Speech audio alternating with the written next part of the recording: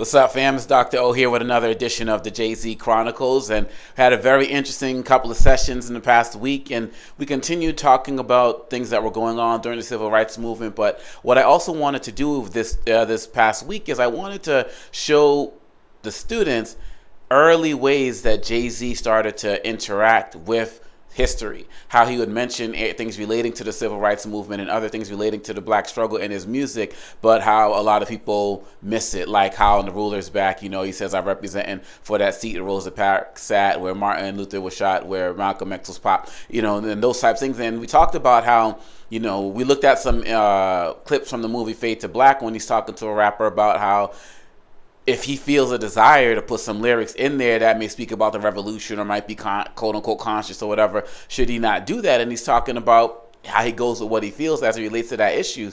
And because of that, a lot of us have not looked at some of the earlier messages that Jay-Z dropped in his music that may have spoken about black empowerment. And he's been actually doing that since the first album. You can go back to 22 Twos, well, you can go back to Can't Knock the Hustle from Reasonable Doubt. And so I wanted to show how he was connecting the dots to past movements and struggles, even though many people did not see him as somebody who was that rapper. And of course, he was never in the beginning, the Public Enemy type. But I liken him, I believe it was Dr. Michael Eric Dyson who said this, and I'm paraphrasing, he's not the guy who gets you like deep into the ocean as relates to these issues of black empowerment and consciousness through the music, particularly in the earlier stages. But he's more like the point where, the sand would meet the water.